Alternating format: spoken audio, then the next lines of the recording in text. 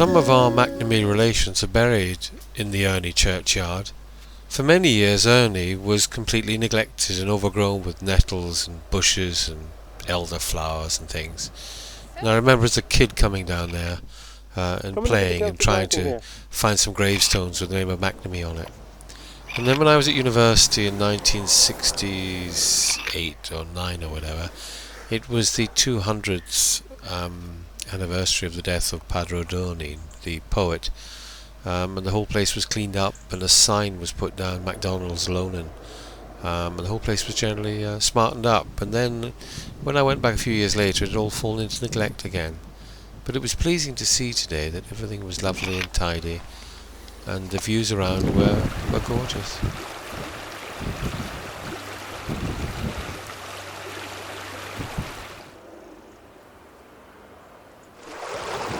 Francie Hollywood's cottage was by the river, and he used to let me use his dunkel to get worms.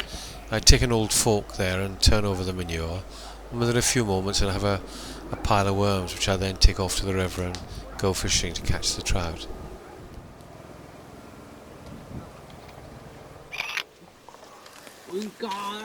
Over my lifetime many things have changed, and this is true when you go back and see a place that you haven't seen for a very long time.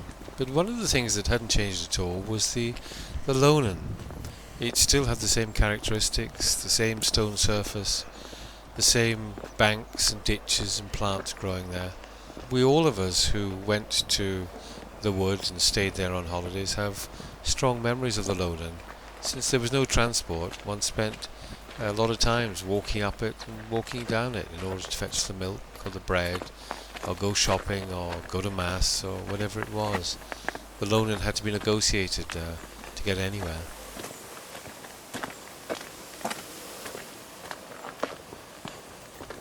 Above the wood was the rock. I used to spend a fair bit of time up there climbing on the stones, and we'd be asked to drag the winds down for Margaret so that she would have something to light the fire with during winter.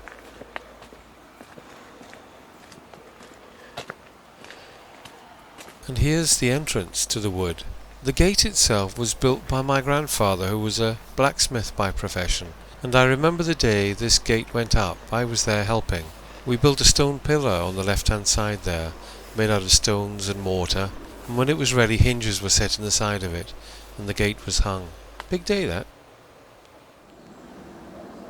The cottage itself was very small. It only had 2 rooms, and so we slept with our mum usually in the byre. All things considered, the cottage itself is still in fairly good shape. 1 or 2 windows broken and the front door is pushed in a bit, but the structure is still sound.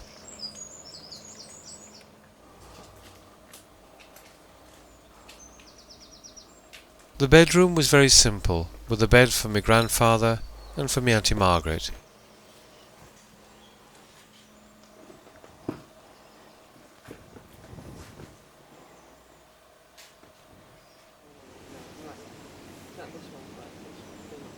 The upper garden, which is on the left of the lonen here, was full of sycamore trees. I used to spend a fair bit of time in the upper garden, climbing up in the trees. I tried on a number of occasions to make tree houses, but wasn't really very successful because the branches were so big and so difficult to get round. You couldn't break them or do anything with them. I remember the trees being quite high and being quite afraid at times to fall off them.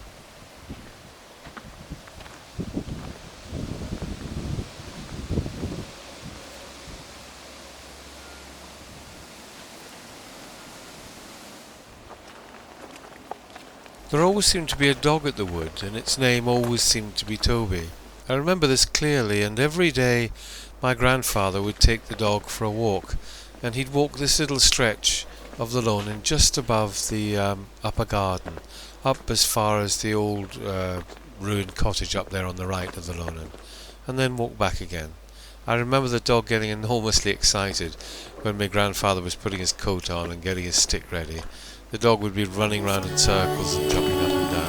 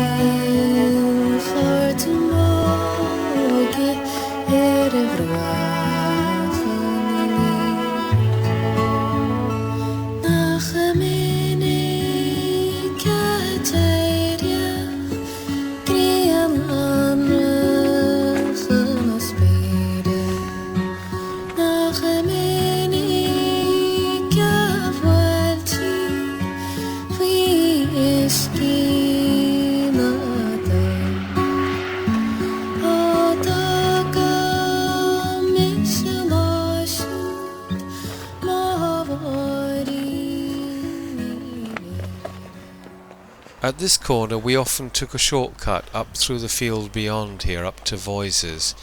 This saved us quite a bit of time if we were heading for the village or going to Drummond Tea for Mass.